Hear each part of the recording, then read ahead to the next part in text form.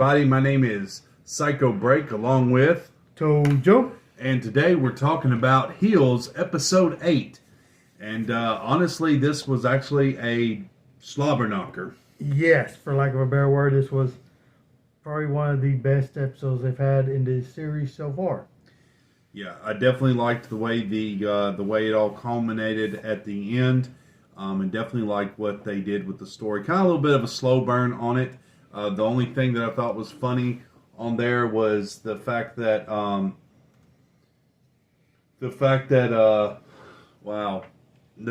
when they was in the car scene and they was riding back home, it definitely looked generic. Yeah, it did. It really did. Yeah, it really did. Really did. Really. Really did. The other thing is that we liked also liked is it was kind of leading up to the state fair, and I don't really understand how they got so many people to watch. Like, why so many people came to the state fair? Well, a lot of times a actual state fair is a lot of people in a small town or a decent sized city. Matter of fact, last time that I know they did a state fair in Chicago, there was actually around 80,000 people in attendance. Oh, wow. Did they have a wrestling event there? They probably had some wrestling events around the state fair and everything, if I had my guess.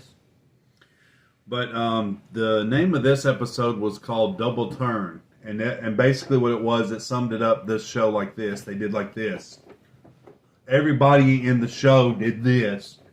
And I don't know why that was called, but I think that's why it was called Double Turn. Not really, but it did work out.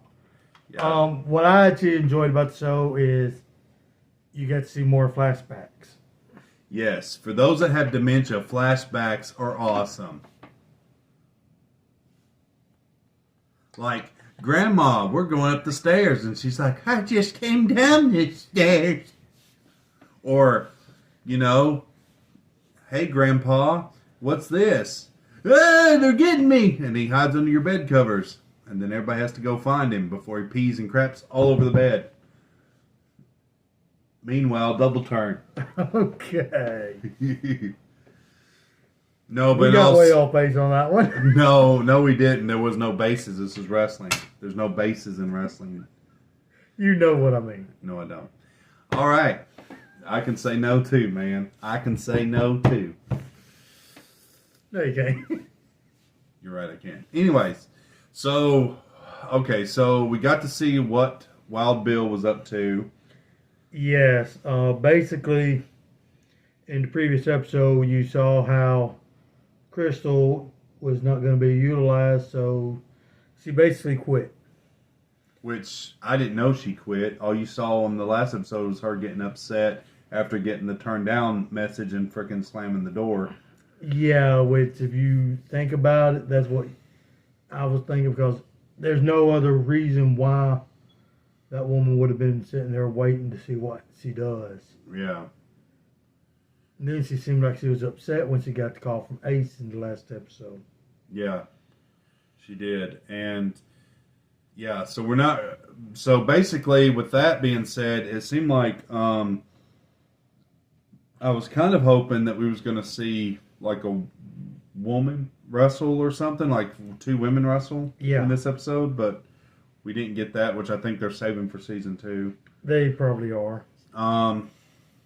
What's some other things? Wild Bill found a way for her to still be involved in the event and actually be involved in the main event itself by being his valet. Yep. And what was her name?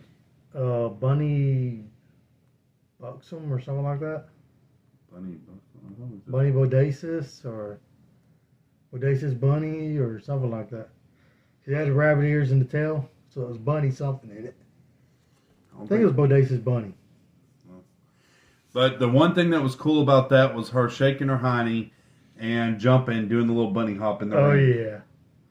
Oh, yeah. What do you think of some Playboy moments? I wonder if that's what they were kind of playing to. I think so. Okay, that makes sense then. See what else? Then we had Okay, so where the last episode left off, pretty much he co-cocked,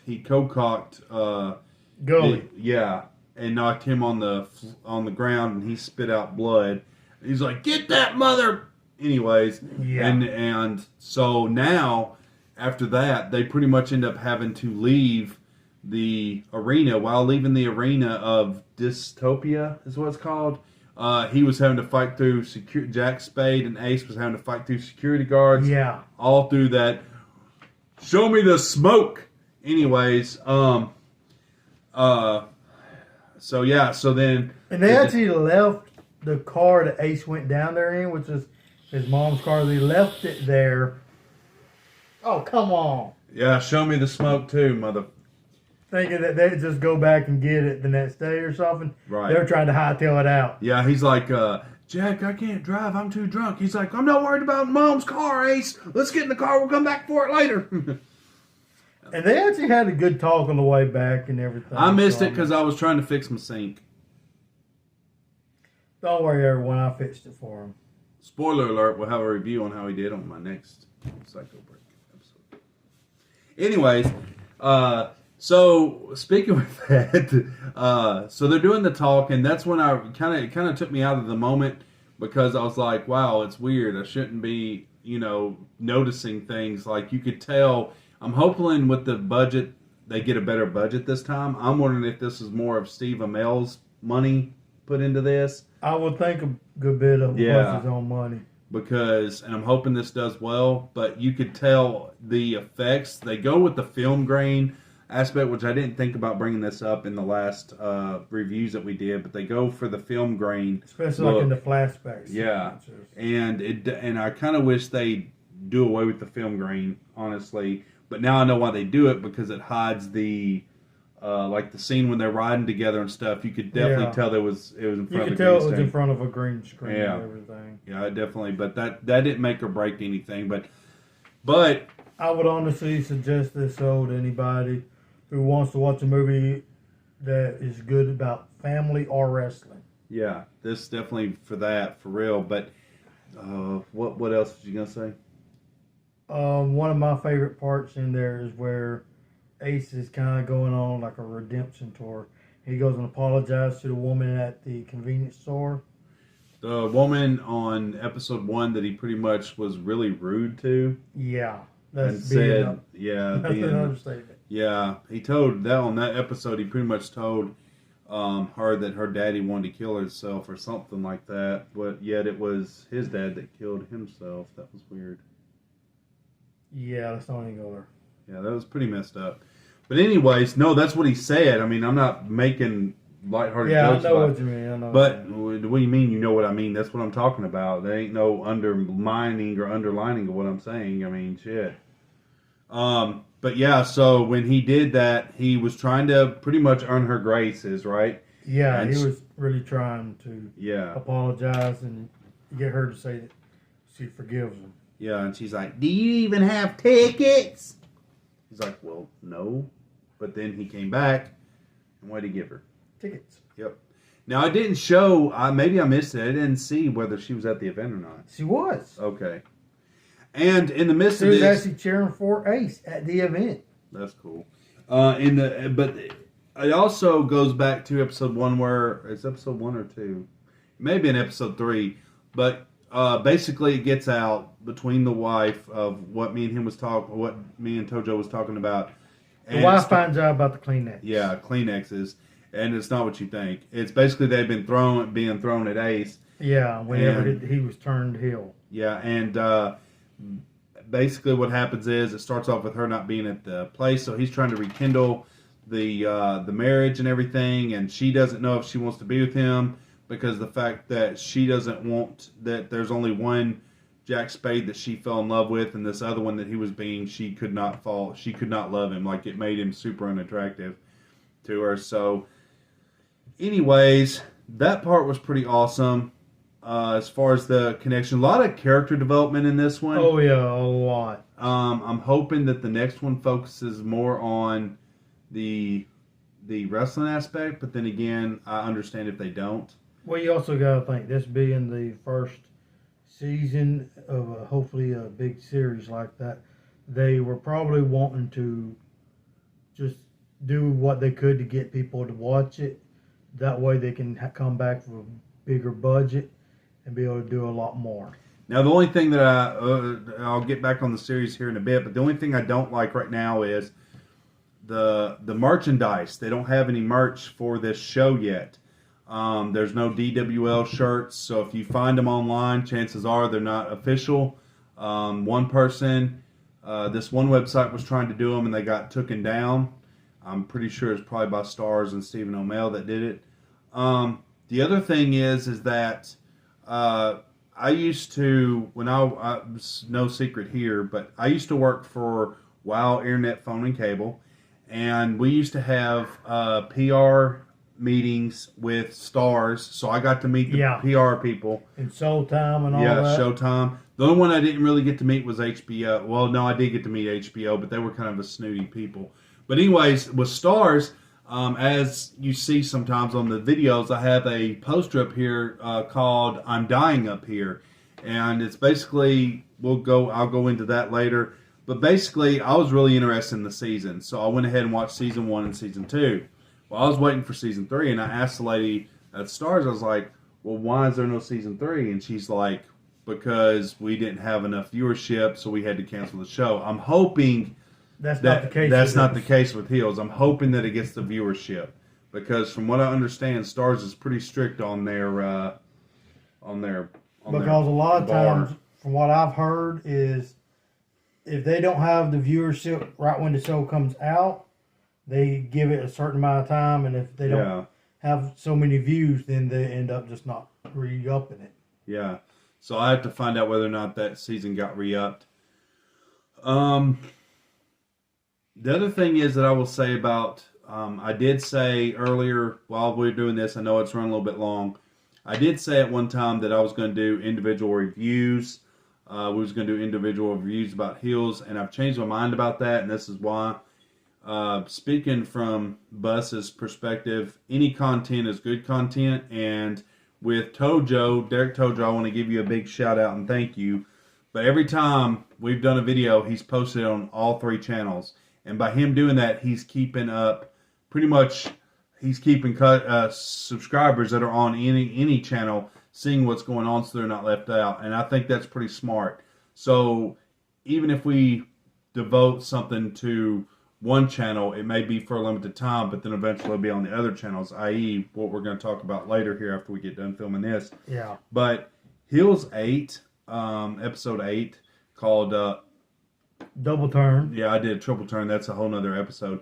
The one thing that I'm surprised that he did not mention is the line that Wild Bill said. They go, so Crystal goes, "Wild Bill, what's wrong?" He goes, "I can't go in there. I can't." He's like, "I'll be embarrassed and I won't ever recover, so I'm dead."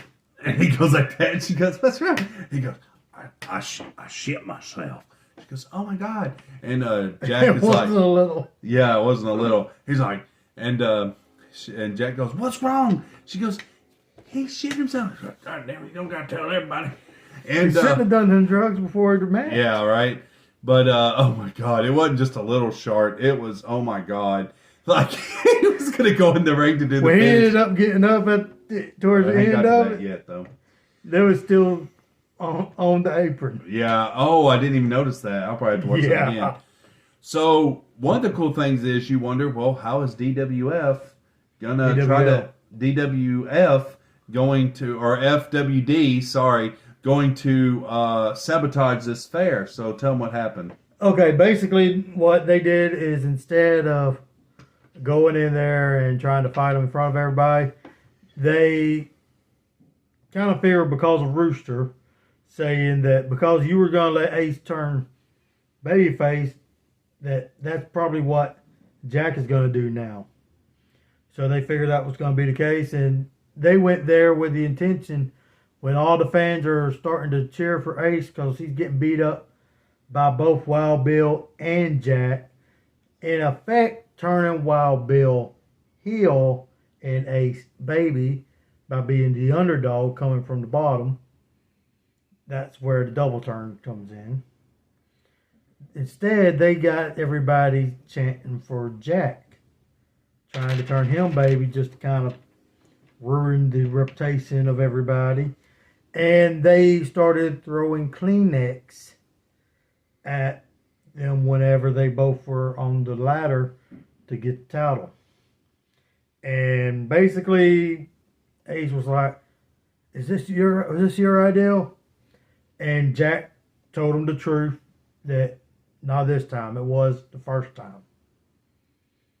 And that started a real suit fight between the two brothers.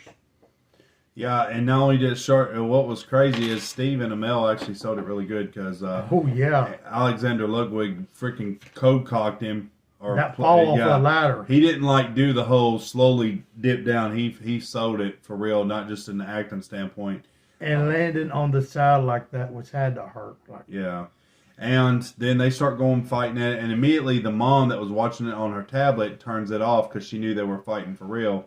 And what snapped them out of it, I think, was it was Crystal getting into that Crystal ring. getting into the ring, took the bunny ears off, took the tail off, said, "Hey, Ace." Yeah. Ace turned around, saw her, got up, and all Crystal said was, just like at the bar. Yep. And if you remember one of the episodes where they were at the bar after Ace turned heel, there was a big fight scene outside the bar. And yeah, Ace just said duck the clothesline. Yep. And basically, the surprise of it is, we won't tell you, but definitely the only thing I didn't like about this episode, well, it's a good thing.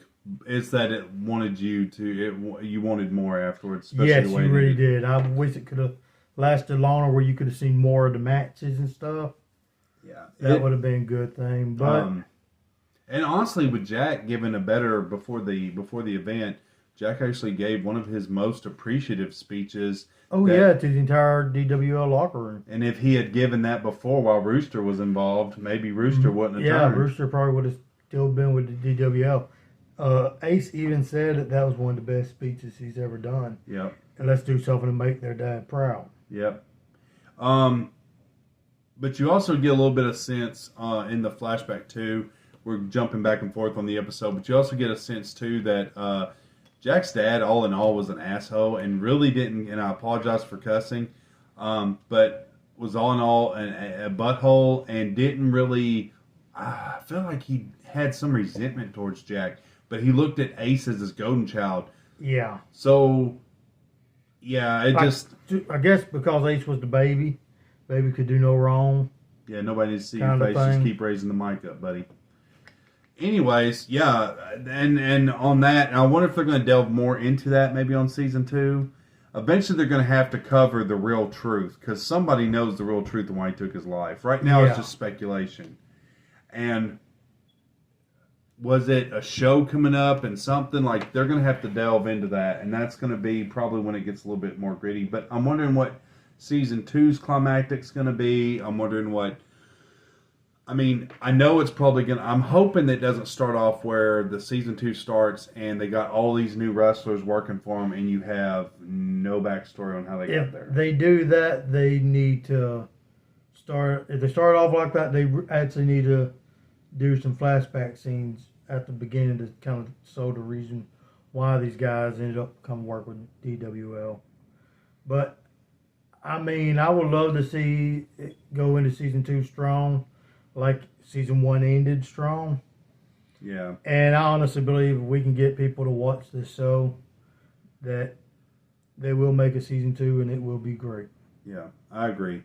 But from us, what we will do though is we will do, now that we're going to do our review on this episode 8, and then we're going to turn around, not film it, but because it's going to be all in this one episode, go ahead and go in what we think about the series. But okay, so overall, I give this out of 5 or 1 through 5, I give it a 10. This episode to me was good. This episode was an episode that made me fall in love with the show. Not just like the show, want to watch the show every now and then, just kind of see what's going on. But this episode's what made me be like, okay, when they make a season 2, I'm watching it every night it's on. Yeah. The only thing is that I will say that's kind of that I kind of, it's not bad. It's just that this is the last episode didn't really hype up this episode as good, and I guess that's great in a way. But I wasn't as hyped for this episode until I seen it. The last episode didn't really give me because to me I felt like episode 7, episode 8 was one episode, and they just cut it in half. That's clearly what this felt like. I honestly believe that's what the case was. And they decided, well, instead of having it episode 7, let's just have it episode 7 and 8. Yeah, they probably had it as one big thing for a season finale, but then they kind of had to split it up. So, but if that's the case, they split it up in the right spot. Yeah. I will say that. The power of editing. All right, so now as a series, what would you say about the series? 1 through 10. It's a series, I say this is a 10. I'm definitely going to go back and rewatch every single episode because, I mean, I fell in love with the characters. This is a show that I'm big on watching shows that's more like Chicago PD, Chicago Med, Chicago Fire, stuff like that. I love watching shows like that because of the characters in it.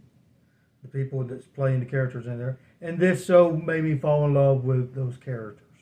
So, I gotta say, I would definitely want to see season 2. And if they go all the way to season 10, season 15, I will watch every season. That's cool. I'll probably give it a 7 because not to be a Paul Tassi, y'all know who he is. They can only go up from here, though.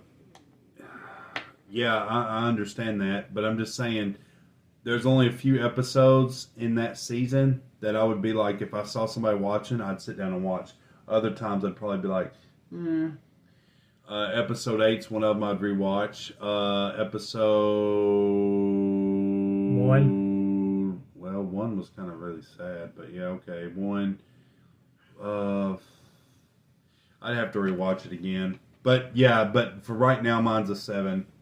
Only nothing against the show or something, but honestly, I'm hoping that they take what they had from this and incorporate it with the next season. But I'm also hoping that Stephen Amell and Alexander Ludwig and the writers of the show don't cater to either AEW or WCW or whatever. Just don't cater to...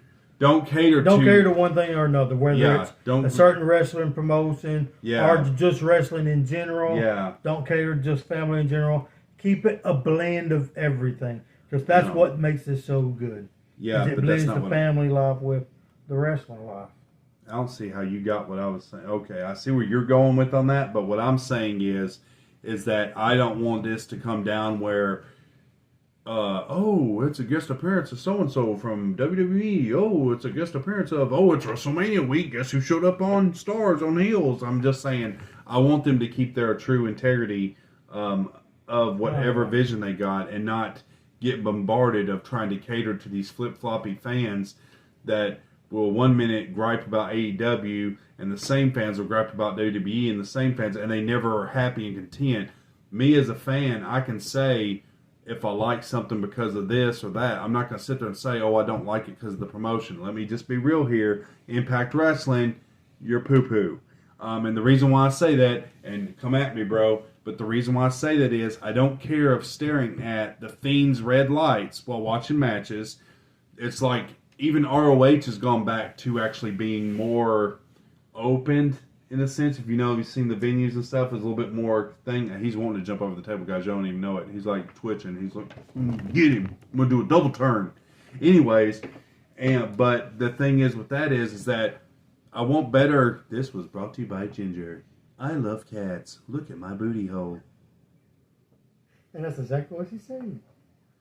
Hope y'all like that nice shot. That's called a cat shot, and Derek just pushed her closer into the camera. I was trying to push her away from Really? You just pushed her butt right up into the camera. All right, lay down. Or don't. Okay, she's going to knock the camera over, because she's our camera crew. All right, that was brought to you by Puss in Boots. Anyways, what I'm saying is on that is that the Impact Wrestling, their style. Anyways, going back to what I'm saying with heels is I just don't want them getting convoluted and getting. I want them to stick with whatever dream they have, whatever goal they have. They stick with it. Don't get watered down about trying to impress one fan or another. Stick to what you meant to do. If they like it, they love it, great. If they don't, great. Stay true to yourself. And I'm hoping that that's what Hills does. And if Hills can do that, then this will be an awesome show. Yeah, it would. But that being said, he gave it a 10. I gave it a 7 of the series of the episode of episode 8. I gave it a 5. I gave it a 10 out of 1 through 5. He gave it a 10 as well. So with that being said, guys, if you like what you see here, be sure to check out D Tojo C's channel as well as Becca Gaming channel. And next time you fucking burp, you better say, "Excuse me, I'm sick and tired of smelling your fucking shits, dude." All right, guys, as always, break every chain. We're going to have to shoot that all over again.